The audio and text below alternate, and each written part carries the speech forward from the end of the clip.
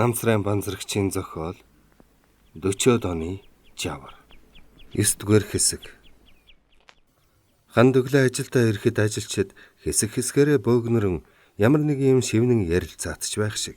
Бүгд баргар царайлсан байсанд их л гайхан ийш тийшээ харлаа. Тэгтэл үерхдэг бүсгүй норжмаа гүйх шахан ирээд "Хүүе, цаан чи свид болчээ" гэж чанхан хэлэхэд хандын зүрх пал хийж ямар нэгэн учир нь үл олдох аим шиг бүх биеийг нь тэрвэн авч "Юу болов вэ?"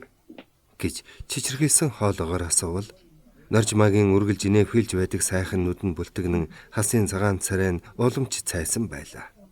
Тэр сэргэлэн бүсгүй гүнзгий сүрс алдаад "Дан эхэлсэн гин" гэж арайхийн дуугарлаа. Ханд түүний гараас шүүрэн авч "Юун дайм бэ? Чи тодорхойхон шиг яриач" гэвэл норжмаа хэсэг хүмүүс рүү эргэн харж "Сайн мэдсэнгүй эднүс тэгж яриад байна" гэж мөн сулхан өгөөлөв. Тэдэн дээр насан авгаа хурчирлээ. Түүний царай хажин зовиртой, шансан шинж илт. Ханд багшаасаа тодорхой юм сонсох санаатай дөхөн очоод "Багшаа, дайм болоо юу? Хаан юун дайм?" гэж ярин асуувал насан хингэнтэй санаа алдаад "Өчигдөр үүрээр Германы цэргүүд зөвлөлт холбоот улсын баруун хил рүү дайран довтолсон гин. Айхавтар сүрхий дан ихэлсэн байхаа" гэвэл хандын зүрх дахин пал хийж аврал ирсэн янзтай нөхтөн харвал бүгд л хүмсэг зангидан уруу царайлсан байлаа. "За хүүхдүүд минь ажилдаа орё тоо. Энэ данч сүртэй ширүүн байж таарна. Германы цэрэг баруун Европын олон орныг эзлэн түрэмгийлээд зөвлөлт улс руу бөөн их хүчээр дайрсан байх. Одоо бидэнд нэг хормигч гэсэн гар өвхөж сул өнгөрөөлгүй байдаг хүчээ шавхан ажиллах цаг боллоо доо" гэж насан өгүүлээд суур машин өдөө гэлдрэв. Ажилчид хүнд бодолд дарагдан үг дуучгүй ажлынхаа байрууд яаран явцгаав. Энэ цехийнхэн хизээч өнөөдөр шиг ийм хачин дүнсгэр дуу шуугангүй байсан удаагүй билээ. Ажилд орохоос өмнө өвөр хоорондоо сонин хөхтөө юм ярьж, инээж шууган баяр хөөр болж, адтай хүүхнүүд час хийтлийнэ далдан харцуулын хөгжилтэй наргаа яриа хэсэгхэн зур өрнөд ажилдаа ордог байсан нь ор тас алга болжээ. Ханд машина залгах зур, өчигдөр сонгоны бургасан сайхан амрах зур дайны тухай ярилцаж байсан боловч тэр дайн ийм амархан хаалга тогшно гэж үнэндээ бодоогүй ажээ. "За ингээд дайн эхэлдэг байжээ. Хичнээн хоног үргэлжлэх бол Германы засгийн эрхэнд гарсан фашист этгээдүүд олон улсын хооронд байгуулсан гэрээ баталгаа байтугай. Улс гүрний хил хязгаарыг ч хүндэтгэн үздэггүй.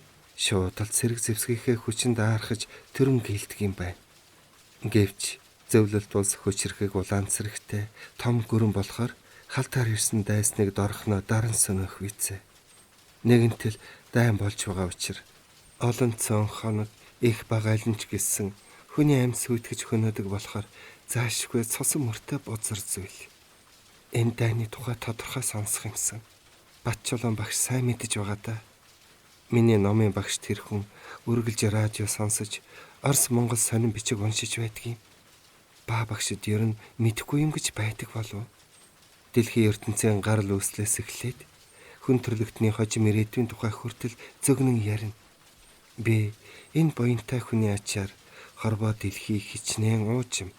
Улс гүрэн хэдий олон тэдгээр улс орны байдал төлөв хүн ардынх нь хэл зан заншил ямар ялгаатай болохын зах зугтай танилцж байна. Өнөөдөр тэднийд очиж орос хэлнийхэн хичээлийг хийх далминда дайны тухай лавлаж асууя гэж бодоод цэмбэнэхлээ. Цэмбэнэхэгчид урдийнх шиг өөр хоорондоо нэг хоёр үгийн солиоч хийсэнгүй. Толгой дээш тадлалгүй ажиллаж байна. Тэд ийхүү мэрийн ажиллаж цаг өнгөрөхийг ч мэдсэнгүй. Өдийн 12 цагийн яндан шал дөргөөлөн сүртэйе хөнгөнөхөд уун машина зогсоож завсарлаа. "Хоолндоо орох уу?" гэж норжмаа асуувал ханд сая л түүнийг дэрэгдээ ажилдгийг санаж дуугийнхэн толгой дохлоо. Тэр хоёр үг дуучгүй толгой гудаан гадаа гарвал зуны лүүгэм халуун шатаж амьсгал авахд бэрхтээ санагдана. Завсарласан ажилчдын ихэнх нь хоолнд оролгүй Баашингийн сүүдэр бараадан хэд-хэдээрэн сууж дөнгөр ярилцах нь дайны тухай бие биеэсэн сураглаж буйн илт байлаа. Норжмаа хамт хоёрыг хоолны газар ороход цөөнхөн байв. Хооллож байгаа хүмүүс урдын адил шуугаан чимээ гаргалгүй дуугүйхэн хоолон идээд цувран гарна. Дайн гэдэг ганцхан үг бүх хүний инээд баясал дуу шуугааныг хуу хамаад явчихсан бололтой. Норжмаа хоолны газраас гарахдаа "Одоо яана?" гэж аяархан асуулаа. Ханд юуны тухай асууж байгааг сайн мэдээгүй тул өөдөөс нь гайхан харвал "Дайн болж байдаг. Тэр үхэрийн хар дайнд аймчран манай бас дайнд орох юм биш байгаа. Жохом ямар янзтай дайн болж байгааг мэдх юмсан. Тодорхой хэлээд өгч хүн алга. Энэ дарга нар яач вэ? Ямар бол цоглуулаад л хуралддагсан дайны тухай тодорхой ярьж таниулахгүй болов уу?" гэж Норжмаа сэтгэл зовнонгүй өгөөлөв. "Харин тийм ээ, тодорхой мэдх юмсан нэг л аимшигтай санагдаад байх юм" гэж ханд хэлээ цээх рүүгээ явхад Норжмаа түүнтэй зэрэгсэн явлаа. Тэр хоёр өөр юм ярьсангүй явсаар цээхийн үүд хаваар байгаа хүмүүсийн дэргэд очиж дайны тухай ямар нэгэн тодорхой сураг сонсохыг хүссэн боловч хэн ч олигтой юм ярьсангүй. Дайны аимшигт мэдээ сонссон анхны өдөр хүмбрийн сэтгэл төгсөн зовж хожимын өдөр жухам ямар гай зовлон хүнд хүчир зүйл ухтан ирж байгааг сайтар ухан мэдэх аргагүй байсан билээ. Хүн ардад аимшигт төгшөр зарлсан тэр өдөр яах ихийн зур өнгөрч орой болов. Ханд харих замдаа багшийнхаараа орж дайны тухай сайн мэдэх гэсэн боловч тэднийхэн хөгшин залуугүй дуугүй хар радиогийнхон дэргэд бөөгнөрсөн байв. Радиогоор Сүхбаатарын өргөн чөлөөнд болж байгаа хөдөлмөрчдийн хурлын тухай нэвтрүүлж байгаа ажээ. "Өчиг төрөглөө зөвлөлт улсын баруун өмнө ба баруун талын нэр бүхий хэдэн хотыг эзэрхэг түрэмгийн фашистын Германаас бомбогдсон байна. Энэ бол эзэрхэг түрэмгийн фашистын Германаас зөвлөлт холбоот улстай тогтоосон гэрээгийн шууд зорчиж, хууль бусаар хулгай дээрмийн аргыг хэрэглэж, агваа их зөвлөлт холбоот улсын дархан хэл хязгаарт халтсан байна. Ийм учраас агваа их зөвлөлт холбоот улсын засгийн газар нь энэ хүү эзэрхэг түрэмгийн фашистын Германаас тогтоосон гэрээгийн шууд зорчиж хулгай дээрмийн аргаар довтолсон явдлыг эсэргүүцсэн фашистын Германы цэргийг өөрийн дархан хэлийн дотроос хөөн зайлуулж ариутхан цэвэрлэх тухай өөрийн улаан цэрэгт тушаалыг өгчээ." Өтгөндөө дуутай хүн ийхүү илтгэхийг хандж их тавин чагнаж байхдаа дайны тухай тодорхой мэдэх гэж эдний дэрсэн нь сайн боллоо гэж олзуурхав. Тэр хүн Германы фашистуудын өдөөсөн энэ зэрлэг балмад дайны хор уршгийн тухай илтгээд зөвлөлтийн ард түмний ялалтыг өрөөж фашистын хар хүчийг өдөр түргэн бут зохих үйлсэд Монголын ард түмэн ариун шудраг хөдөлмөрөөр нь туслаж дэмжлэг үзүүлэхийг уриалав. "Хэн илтгэж байгаа юм?" гэж ханд аяархан асуувал "Маршал Чо болсон" гэж Батчулуун багш нь хариулв. Маршлын дараа хэд хэдэн хүн үг хэлээд хурал тар бололтой радио чимээгүй болчихлоо. Батчулуун гэрт байгаа хүмүүсийг толгой дараалан харснаа урт гэгчийн сүрс алдаад "За, ингээд хүн төрлөختөн дайны хар ангал руу ундаг байж. Энх тунх амьдрал хизээ эргэж ирэхийг хэлэх үе бэрх байна" гэж арга тасарсан янзтай өгөөлөв. Дайн гэдэг зөвөн үг зөвхөн нэгэн хүн, нэгэн гэр бүлийнхэн төдий бус халах даяар дэлхий дахныг дөргиулан сандрахсан ажээ. Цагаагч могой жилийн зуны лүүгэм халуун энэ өдөр дайны сүүдэр нарт хорвоог халахлан бие дагжин чичрүүс хурч өвлийн хүйтэн жаврт ороолгуулсан юм шиг болсон билээ. Гүншин болжээ. Цээхэд тунч бөгчмхэн халуун байлаа. Цэмбэнэх машин зогсоо зайгүй тажигналтна. Гадаач салхихгүй бөгчөн байгаа бололтой нээлттэй цанхаар салхи савир ёр урсан ирэхгүй. Бие хөлөрч чиглэх халуун уур цээхийг өвч бүрхсэн юм шиг санагдна. Ханд өнөөш нь ээлж дамжин ажиллаж байгаа ажээ. Өдрийн ээлжнээс буух гэж байтал Мастер нь баахан сандрангуй дэрэгдүүр өнгөрөхдөө ханд руу хялм хийснэ. Насан маань биений бүцэд шинийн ээлжинд гарч чадахгүйг нь яадаг юм бэлээ гэж өглөгтөн. Би багшийнхаа оронд ажиллая л да гэсэн ажээ. Мастер түүнийг сайн дураараа ээлж дамжин багшийнхаа оронд ажиллах гэсэнд ихэд баяртай байсан билээ. Ханд төр завсарлаж ажилчдын гуанзанд хоол идчихэд шинийн ээлжнийхэнтэй хамт ажилдаа оржээ. Дан эхэлсэн тухай бүх нийтийн эндрийн өргөн хурал болж, маршал Чо болсон үг хэлсний маргааш өглөө ажилчдын төр хурал болж үйлдвэрийн дарга үг хэлэхдээ ажилчин олон хийж бүтээсэн зүйлээрээ зөвлөлтийн улаан цэрэгт туслах учир хүн бүр ажилдаа тун их хичээж урьдхаас илүү сайн ажиллах хэрэгтэй гэж анхааруулсан нь нэг ёсны хатуухан шаардлага болж ажилчдад урдын адил айвуу тайвуу байхаа болж маш их идэвхийлэн яндан дуугарч ажил тарсныг зарлавч цээхээсээ гаралгүй нэг сөмчулсан илүү цэмб нэхэх юмсан гэж мэрих боллоо. Ажилчид ажилдаа инхүү шамтахын зэрэгцээ өнөө дан юу болж байгаа болоо гэж өдөр тутмын сонин шимтэн уншиж радиогоор юу ярихыг жих тамин чагнана. Дан эхлээд хэд хонож байтал үнэн санны 6 дугаар сарын сүүлчийн дугаараудаас эхлэн зөвлөлтийн мэдээлэх товчооны мэдээ гэсэн байлдааны тухай мэдээ нийтлэгдэх болсон нь хүн бүрийн хамгийн түрэн унших зүйл болжээ. Тэр мэдээнд янз бүрийн хот суурин газрын төлөө ширүүн тулалдаан болж байгаа тухай мэдээлнэ. Ихэнх нь урд өмнө дуулдаагүй газрын нэрийг бичих тул чухам хаана ямар гэгчийн газар дайн болж байгааг тааж мэдхийн аргагүй байв. Харин нэг мэдээнд 6 дугаар сарын 26-ны турш Минскийн зүг тийш дайсны танкийн ангиуд луга манай цэргийн ангиуд тулалдав.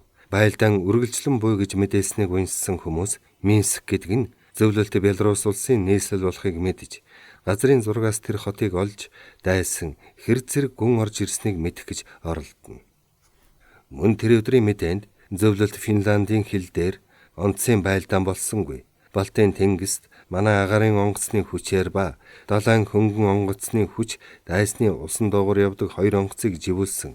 Бас Беларусын фронт дээр байлдаан болж байгааг дурдсан зэргээс үзэхэд уул байлдаан нь маш өргөн газар нутгийг хамарч байгаа нь тодорхой байв. Ажилчид мэдэх газар орноо газрын зургаас харж дайны ерөнхий царах хүрээг ойлгож авахыг мэрий.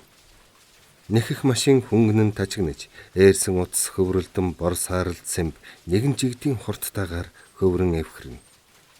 Ханд утас бүрийг сайтар ширтэн нэхэхэд заримдаа утаснууд нь салж нийлэн ирээлжилж нүд анилдах төгнө.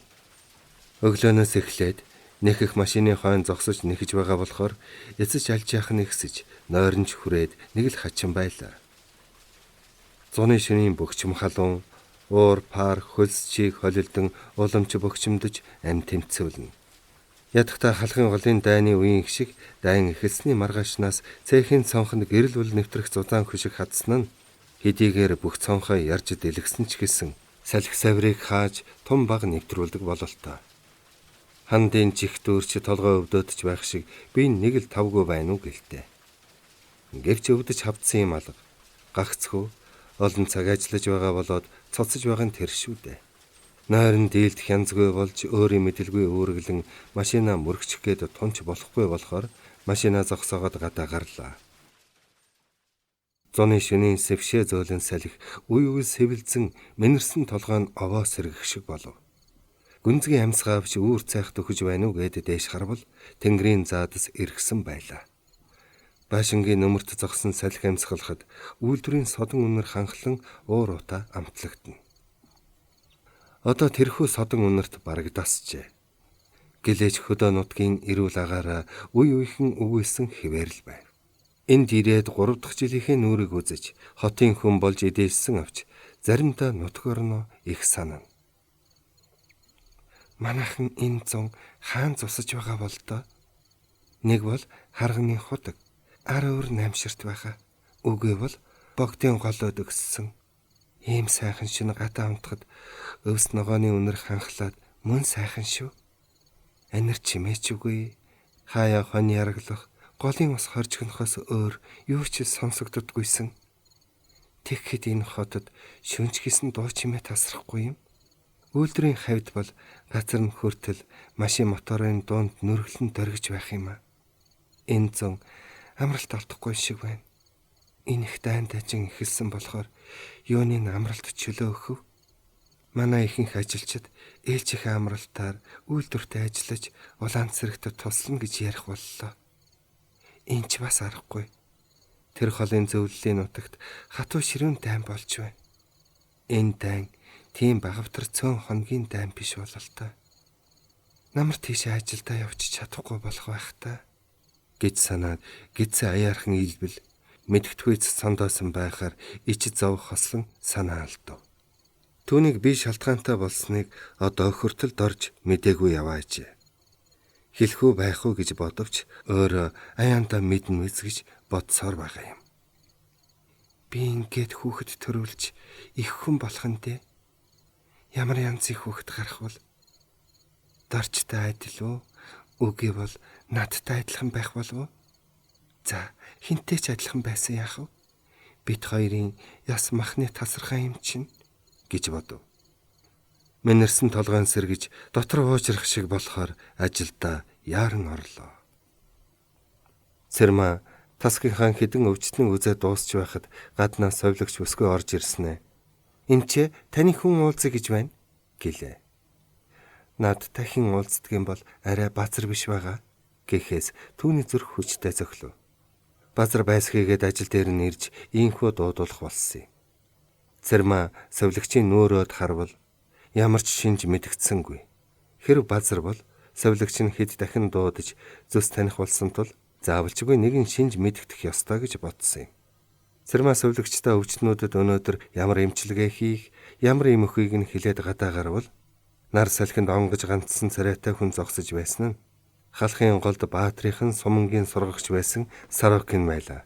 Сорокин түүний харамгс ургаш хэд алхан тулж ирээд гүн цэнхэр нүдэрээ нээвхийлэн гарын гин чангатгаад сайн байна уу? Бүр ялалзаж байх шивтэй. Бид хоёр уулзаагүй бараг жил болсон байна шүү гэж Орос Монгол хольж хэллээ.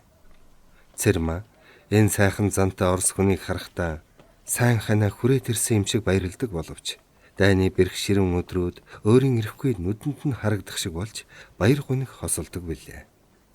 Сайн гэж Цэрмаа аяархан хэлснээ санаа алдаад та хизээрэв тамсагтаал байгаа юу? Би танд сүйтэй сайхан цай чанаж бууц хийж өгнө. Завтай бицтэй. Одоо манад очих уу? Гэвэл Сорокин ялдмахын нэмсэглэн. Би яарч байна. Орон нутагтаа буцах гэж байна. Германтай байлдан гэв. Сорокин халахын голын дайнаас хойш хотод орж ирэх болгондоо Цэрмаатай уулзаж, заримдаа гэрээр нь очиж түүний гараа гарган байж хийсэн хоол цайнаас амтархан идэж уудаг байжээ. Энэ завсар Монгол хэл сүрхээ сурсан нь илт байлаа. Орон нутагтаа буцах болсныг Цэрмаа сонсоод учиргүй балмагдан "Үгүй тэгээ та хизээ явах юм?" гэвэл Сорокин түүний өтгөн хар гизгийг инхрийлэн илснэ. "Одоо явах гэж байна. Үүдэнд машин хүлээж байгаа. Эх оронд минь аюул учраад байхад цэрэгээр саатаж болохгүй. Тэгээд чамтай уулзах гэж ирлээ. За дүү минь сайн сууж байгаарай.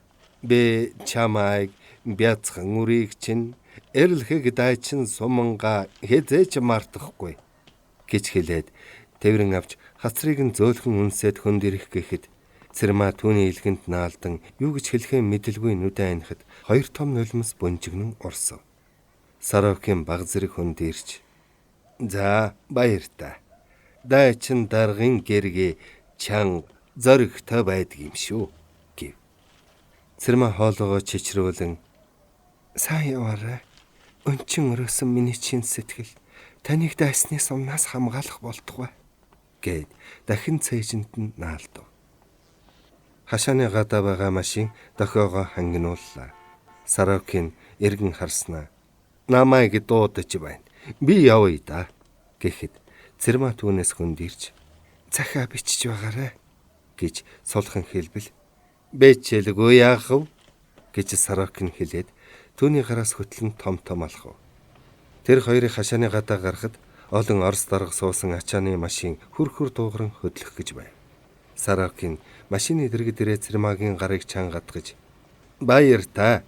Хүнд хэцүү цаг ирсэн ч Дайны талбарт цусаар агнагдсан манай ард түмний найранд бидний цэрэг эрсийн дайчин холбоог эвдэх хүчин энэ дэлхийд байхгүй юм шүү гэдгийг санаж яваарай гэж захиад машины дэвшөөд цориулахад нөхд нь татаж машин дээр гаргав. Машин нь ихэд яарсан бололтой хүчтэй хаазалснаа огцомхон ухсхий.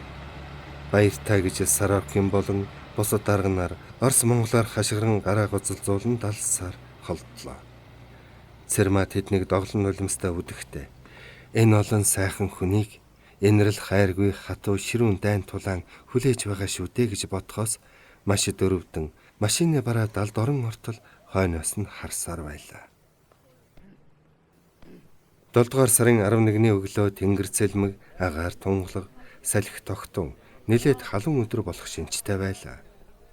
Өнөөдөр ардын хувьцгалын түүхт 20 жилийн ойн баярын өдөр. Нийслэлийн өглөө эртлэн босч ардын баяр наадамда баяр баясгалантай цугласан ажээ. Сүхбаатарын өргөн чөлөөнд хөдөлмөрчдийн баярын хурал цэргийн сүрлэг жагсаалаар эхэлсэн ардын баяр наадмын сүр дуулаан буян тухайгийн ногоон дэнжрүү төрөн цойраалав. Хотоос буян тухай руу янз бүрийн машин, хөлсний морин тэргэнд суусан ундаг дугуй, дэлийг нь сумлан зассан тарган морд унсан үе олон хүн уралдан давхина.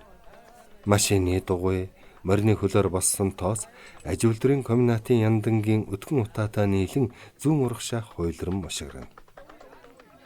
Туул голын хөвөө, буян тухайгийн дэнжийн урд бие уулын хормоогоор учиргүй олон гэр майхан босож наадамчид нааш цааш сүлжин явах нь атар хээрийн төмөн өнгийн цэцэг алаглан найгах мэт.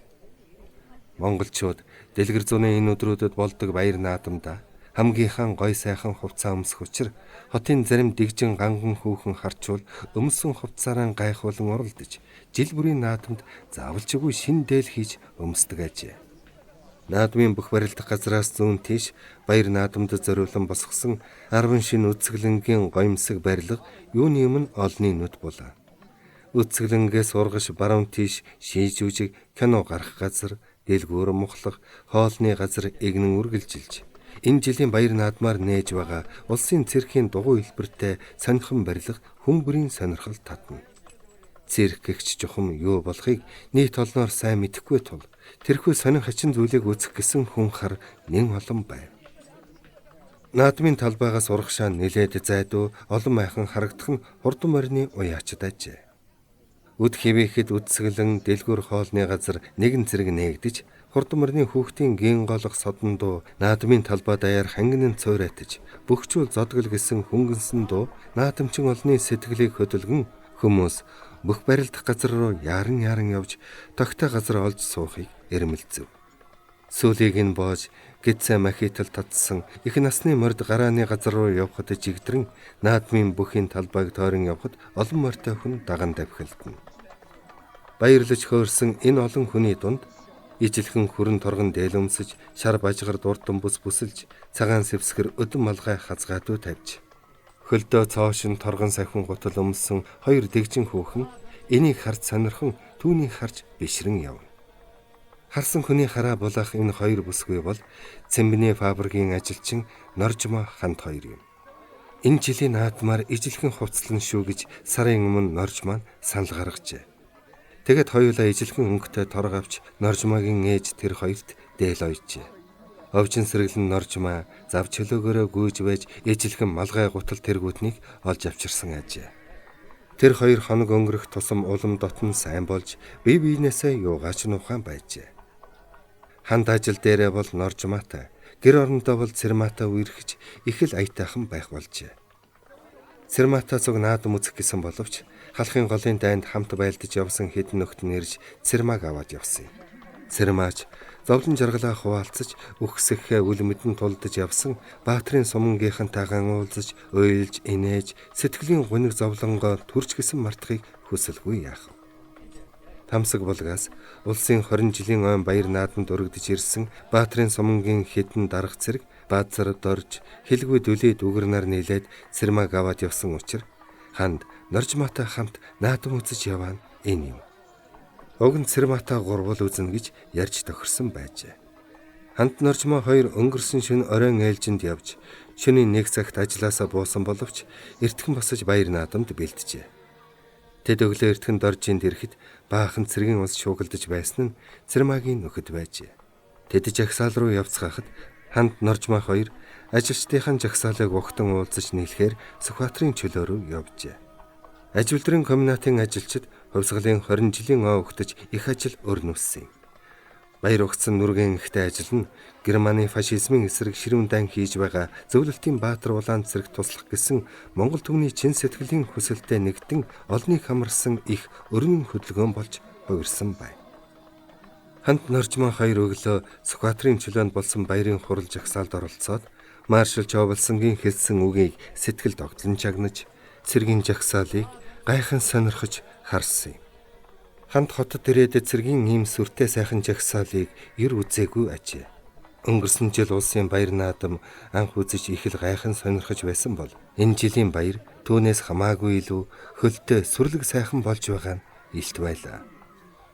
Баяр бүсгүй тэргүүний хүн гэсэн үсгэлэн ихэд удаан үзэж тэр үсгэлэнд ажил үйлсээрээ шалгарсан улсын үйлдвэрийн болон тээвэр худалдаа зэрэг олон газрын тэргүүний хүмүүсийн зураг хөргийг сонирхож хийж бүтээсэн ажлын тухай бичсэн зүйлийг ширхэг дараалан уншиж сонирхоод гартал хамт ажилдаг Бадарч Мегмар хоёртойгоо халз толов. Бадарчийн уулзсандаа ихэд баярлаж байгаа бололтой. Ямар азар энд уулзва болцоо тавьсан юм шиг. За ганган тогсноод наадам сайхан үзэж явна уу гэвэл норжмоо тас намжирдан хоёр бохон бяра бэлчээртэй гарахгүй үнийн цэлэн дээгүүр эргэлдэж байна уу гэвэл ханд олон хүнээс сэтгэл зовж хажуураа нь яврав. Ичимхээ бүрэг зантай Мягмарын нүүр часуулж өөр тийшээ харлаа. Харин Бадарч ингэж хэлсэндээ баясан. Энэ хэл амыг яана. За өхөө та хоёрыг олох гэж юм өнчих явлаа да хамт наадам үзнэ гэв. Тэр дөрөв зэрэгцэн явлаа. Хажуугаар өнгөрөх өнгийн гой хувцастай олон хүнийг Бадарч нүдний булангаар сэм ширтэн явж байснаа. Хоёр хүүхний гуйсан янцтай бүгдээрээ гуанцанд орж хоол идэхүү гэлээ. Тэгэлдэ гэж норжмоо уриалган хэлбэл Бадарч их л урамшсан янцтай төрүүлэн алхаж олон хүн орж гарсан томхон хоолны газрын үүдэнд ирээд эндхийн хоол сайхан байдаг юм гэвэл норжмоо жуумалдсан. Чиж хотын бүх гуанцны хоол ямар байдгийг мэдэх сүрхий хүндээ гэхэд Бадарч инээд алдан. Норжмоо минь чи надаар дандаа л тоглож байх юм. Чамд сайн муу хэлүүлж байхдаа би баярлаж байдаг юм шүү гिचгээд төрүүлэн орлоо. Хотын нэгэн томхон хоолны газар наадмын талбайд нүүж ирсэн ажээ. Тэнд хүн зөндөө олон хоолны сайхан үнэр ханхлана. Бадарчийн гуанцыг хотод байхад нь олон удаа орж хоол зөөгчтэй хизээний танил болсон бололтой. Түүний хоёр ганган хүүхэн дагуулад ирэхэд хоол зөөгч хятад угтан ирж нахилцан тонголцож дагуулan явж мухрын нэгэн ширээнд суулгав. За миний дуртай хоол 4 хүнийх бас арх дарс гэж Бадарч их л маадгар хэлв. Хоол зөөгч инээд алтан тонголцсноо цааш иргэв. Өнөөдөр баярын өдөр улсын чухал үйлдвэрийн нэгэн цехийн нэг ээлжин 4 сайн нөхөд яста ухаан алдатлан ууж наргиж цэнгэж болно үсттэй гэж Бадарч сайрхсан янцтай өгүүлбэл норжмоо дургуйтсан янцтай. За яар шиг архиар шахах юм бол дэмэн шүү. Хоол бошуухан идчихэд гадуур явж юм үзнэ гэв. Бадарч түүн рүү харж залтайхан инээвхийлэн тэгэлгүй яах хэдүүлээ хоолоо идчихэд тэр цирк гэдэг сони юмыг нь үзэх үү гэвэл норжмоогийн нүцэргэн тэги өнөө пилет пион олдох болов уу гэж яран асуувал Бадарч мөн л сайхан загнаж тунч бардам янцтай ахын юм бүхнийг аргалан шүү гэснэ өврөөсөө 4 ширхэг пилет гарган үзүүлв.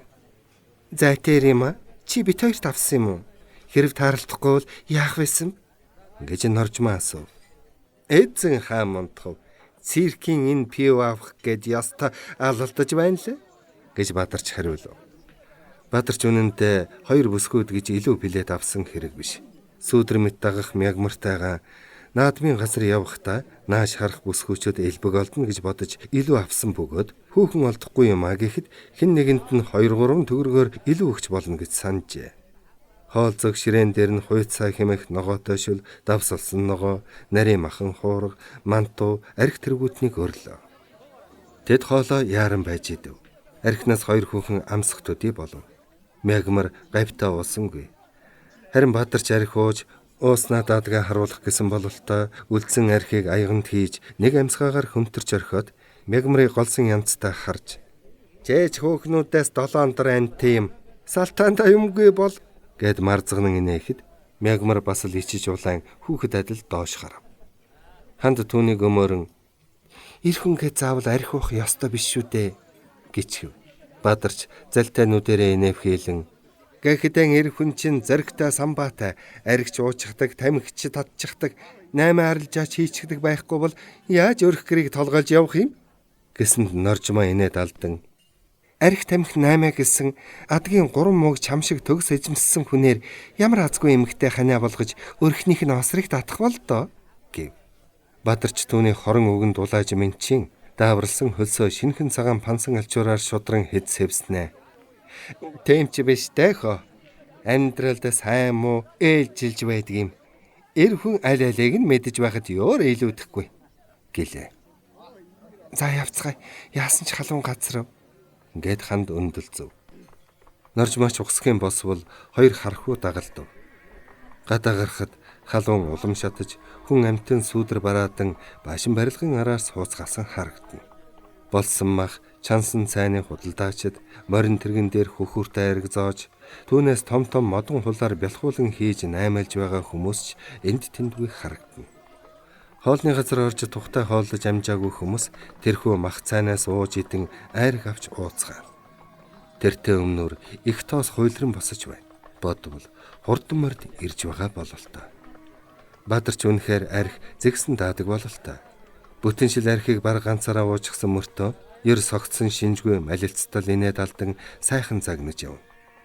Нарийн цагаан эсгий бүрхэн малгай хилтгийдүү тавьж саарал даавн дээл өмссөн нь их л зогчээ. Энэ үеэс харцуул үнтэй даавуугаар дээл хийж өмсөх нь их дэлгэрч байсан бөгөөд аль үнтэй сайхан даавуугаар дээл хийж өмсөхийг бие биесээ өрсөлдөж байж билээ. Харин Мягмар нь тийм үнтэй даавн дээл өмссөнгүй, баахан элбэгжүү хүрэн бор торгон дээл өмссөн байв. Хандыг 2 жилийн өмнө ажилд ороход энэ 2 залуу их үерхдэг янзтай үргэлж цуг явдаг байсан юм. Мягмар хэлгүй юм шиг ганц чиг дуугарахгүй мөртөө Баатарчийг хаан явсан газар нь сүүдэр шиг дагаж явна. Баатарч энэ залуудаа баахан дээрлэхүй шинжтэй тэг ингэж тушаах нь холгүй байдаг бөгөөд Мягмар түүний үгнээс ер зөрдгөө бололтой. Тэр дөрөв наас цааш хөлхөн морьтой явган дугуйтай олон хүний дундуур явсаар цэрхийн гадаа ирэхэд учиргүй олон хүн үүмч шууган бие биесээ илүү билээ сургалан байв. Ирэмэран зураг хөрөг туглоо зонгоор чимсэн хачин сонин байшин байв. Баатарч 2 хүүхнийг урдаа оруулан Мягмарыг дагуулan плетэ шалгуулан таслуулаад тэр сонин байшингийн хаалгаар орлоо. Дээд тал нь задгай дуурах хэлбэртэй тэрхүү байшингийн дотор олон сандал игнүүлэн тавьжээ. Сандлууд нь намаасаа өндөр тийшээ уйлжээ. Хүмүүс бөөнөөрөө орж ирэн сандлууд дээр сууцгаав. Баатарч 2 хүүхнийг удирдан явж заасан сандалд суулгав. Дүгрэглэн суусан олон хүн бие биеэ ширтэлцсэн, таних хүнээ дуудалцсан, зарим нь инээж хөхрөн дуу шуугаа нэн их байлаа. Ханд норчмоо 2 өөрсдийг нь ичгүүргүй ширтэх хотын ганган дэгжин харчуултай үе харц мөргөлдөн ханд нь ичиж улаан нүүрмгийн норжмаа заримыг нь тас намжирдан ширвэж заримыг нь инээмсэглэн харж айлгүйтнэ. Баатарч олны харц түүн дээр тусахыг хажаад энэ сайхан бүсгүй миний гисэн байртай бүсгүйг ширтэх хүмүүсийг тоомжиргүй харж хаяа норжмаагийн чихэнд хідэн үг шивнэхэд норжмаа заримдаа толгойд өгч үгүй бол аяархан инээд алдна. Хүмүүс суудлан эзэлж гүйцэв. Зуны хурцнаар баруунаа ташлаа. Хөгжим сүртэй наргагүй нэжигнээд явчихв. Дүгрэглэн суусан олон хүний дундах дугуй зайд ирэмэрэн хуц өмсөж зарим нь нүүр хамаа хачин марцсан бутсан хориод хүн туг далбаа барьж жагсан гарч ирээд үзэгч олонд баяр хүргэлээ. Жагсаалынхан цааш ороход хэдэн сэргэлэн залуучууд гарч ирээд өсөрч тонгорон ёр хүний ухаа тойн доромгүй хурдан шалмаг харайж дүүлнэ. Бас татсан нарийнхан олсон дээгүүр залуухан бүсгүй тэнцэн явж хэд хідээрээ дүүлэн харайж хурсан олныг үнэхээр гайхуулан бишрүүлв. Хүн ийм гайхамшигт зүйл хийж чаддаг байжээ гэж хэн хүнгүй машид гайхна. Тэгтэл морь нохой зэрлэг амтан гарч ирээд шилбөр барьсан хүний үгээр харайж дүүлэн эргэж тойрч олныг баясгав. Ирээн алах хувцастай хоёр хүн айлаа хошин үг хэлж өсрөн дүүлэх залуучуудыг дуурайн илгэлж олны илгийг хөштөл инээлгэнэ. Цэрх гэж үнэхээр сонин хачин зүйл байдгийг өрдөм нь огт үзээгүй байсан олон хүний гайхал сонирхлыг татж байлаа. Хичнээн чудсныг бүүмэд цирк үзүүлэх зүйлээ дуусгаж хүмүүс түрхрэлдэн гарцгаахад нар шингэн алдаж байв. Хүмүүс үтсэн сонин зүйлээ өвөр хоорондоо шагшин ярилцсаар байлаа. Нар шингэх нь харин байгаа гэж ханд сэтгэл зовсхийн хэлбэл юундаа ярах юм, бүгдээрээ юм үзэж байгаад оройхон хот руу явъя. Бид хоёр хүргээд өгнө гэж бадарч яаран хэлв. Ханд яахав гэсэн янзтай норжмоор харвал ийм мондөг хоёр хар хүнээр манавсан юм чин юунаас найх вэ гэж жуумалцав. Тэд үзэж амжаагүй хэдэн үсгэлэнгээр орж бадарч олон хүний дундуур чихэлдэн байж дэлгүүрээс чихэр бов авч хоёр бүсгүйг дайлав. Хэдийгээр нар шингэсэн боловч наадамчин олон гэрийн зүг яаран буцаж байгаа нь мэддэхгүй байжээ. Өнгөнгийн торг дурдан дээл өмссөн хүмүүс хээрийн алаг цэцэг адил ирээлчлэн үсгэлэн хоршоо дэлгүүр хоолны газраар орж гарна. Хурдан морь ирэх сургаар морьтой хүмүүс бөөнөөрөө давхилдана. За, одоо бүх өцхөө орой болоод тарж байгаа болов уу? Шин сонин кино гарч байгаа гэсэн кино үзүүл яасан юм гэж норжмаа санд гаргавал бүгд зөвшөөрөв. Тэд кино үзээд гарвал бүр харанхуй болчихсон байлаа. Гэлээч наадмын талбай хүнээр бялхсан хിവэр. Машины хурц гэрэл энд тэндгүй гялалцсан үтсгэлэн дэлгүүр хоолны газар хаагаагүй бололтой олон цонхоор нь гэрэл гялтган хаалгуу дээр нь хүмүүс орж гарсаар байна. Гэнэт тэнгэрт төмөн өнгийн гэрэл цацарлаа. Баярын буудлага эхэлж байгаа нь тэр ажээ. Ханд ийм сони юм үзээгүй тул ихэд гайхан харлаа. Улаан, ногоон, шар, ягаан гэрэл цойлон цацрана. Тэнгэрт цацарсан тэдгээр гэрэл галт бөмбөлөг болж тэр нь доошлон унжиж байснаа алгуулна. Наадамч олон ёслолын буудлагыг сонирхон харж энд тэндгүй хөгжим нэжгэн цойрайлна. Баярын шөнийн энэ сонин сайхан нь хандын сэтгэлд эзээч мартагдашгүй ул мөрөө үлдээжээ. 9 дугаар хэсэг төгсөв.